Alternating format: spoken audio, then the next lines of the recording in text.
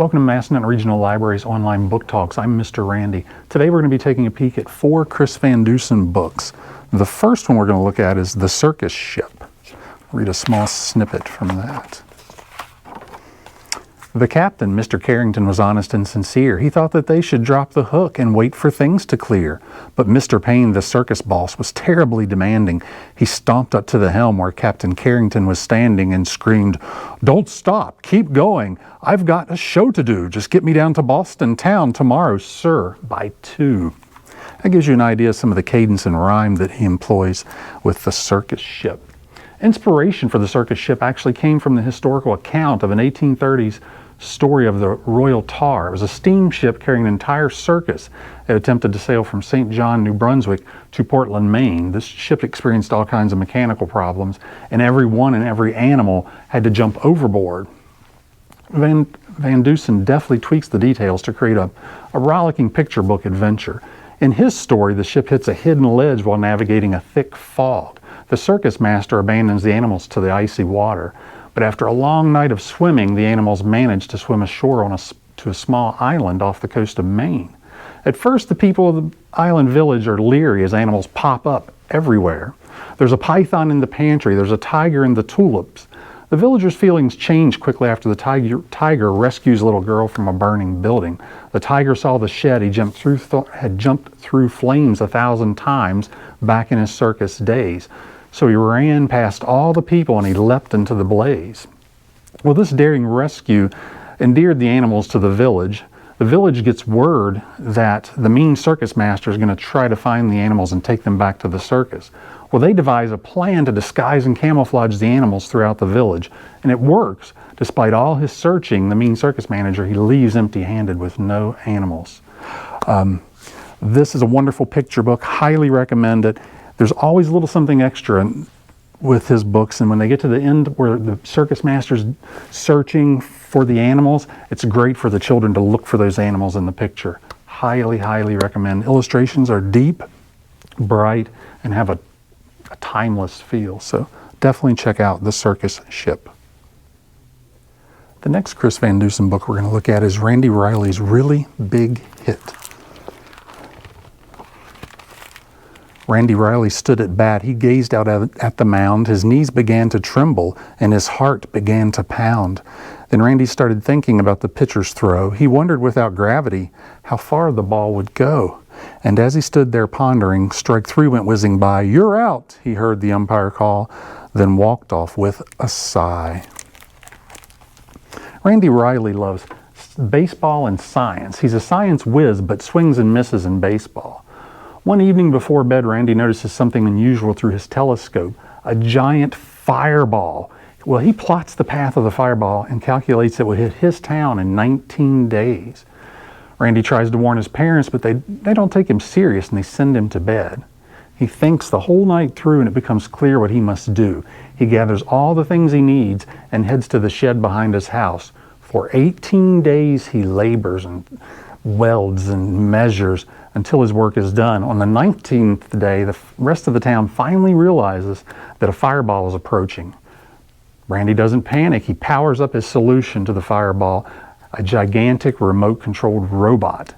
Using a smokestack from an abandoned building for a bat, the robot takes a stance and swings. Kapow! A home run for the robot and for Riley as the fireball flies out of sight. So while Randy doesn't necessarily succeed on the baseball field, he succeeds in the science field. This book is a big hit for baseball and robot fans. The rhyme pleases the ear while the illustrations give the story a 50s, 60s vintage feel that never really goes out of style. So definitely check out Randy Riley's Really Big Hit. The next book we're going to take a look at is King Hugos' Huge Ego. Every time he claimed to be the greatest in the land, the king perceived a tingle and felt his head expand. But he continued bragging in his overstated way, and so his head kept bloating, bulging, bigger every day. The main character, King Hugo, is a mini monarch with an enormous ego. His favorite pastimes are boasting about himself to his subjects and watching them bow down. One day while Hugo is out in his golden chariot, a young lady named Tessa is blocking the road. She's carrying a bundle of hay. The king's coachman demands that she step aside and bow to the king. Unimpressed, she tells the coachman to go around. Hugo is indignant. He commands the coachman to roll on, and they run poor Tessa off the road into the gutter. Unbeknownst to the king, Tessa is a sorceress. She casts a pox on the king. Let's see if all your arrogance can fit inside your head.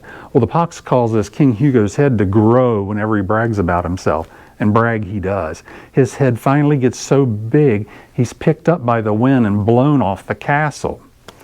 And will Hugo make the connection between his arrogance and his bloated head? Does he ever make that connection? You'll need to read to find out. The rhythm and rhyme are always top shelf. The illustrations are detailed and delightful, and there's a little twist at the end, so I would definitely recommend Hugo's Huge Ego. The last book we're going to take a peek at is If I Built a Car. Jack, from the back seat, said to his dad, "This car is okay, this car is not bad, but it's just a car. Nothing great, nothing grand. It's nothing at all like the car I have planned." Jack's story is that of a boy who designs the world's most unique car. He's not bound by the mundane laws of physics or expense. His car has jet engines that don't make a sound. He puts a couch in that's comfy and wide. Are you chilly? Jack provides a fireplace to warm up in his car. Need to cool down? How about a dip in the car's pool? Hungry? Not for long. Just press the red button marked Instant Snack Bar for a tasty treat. From pudding to cheeseburgers, it can't be beat. Tired of the open road? Jack's car seamlessly turns into a catamaran. Would you like to channel your inner Jacques Cousteau? No problem. This fantastic car goes from on the water to under the water in a heartbeat. Last but not least, want to see the world from above? Push a button that's shiny and small and the car will take off and be up in the sky. The cadence of the text, the deep, rich illustrations, and the imagination of Jack make this an engaging read aloud for adult and child.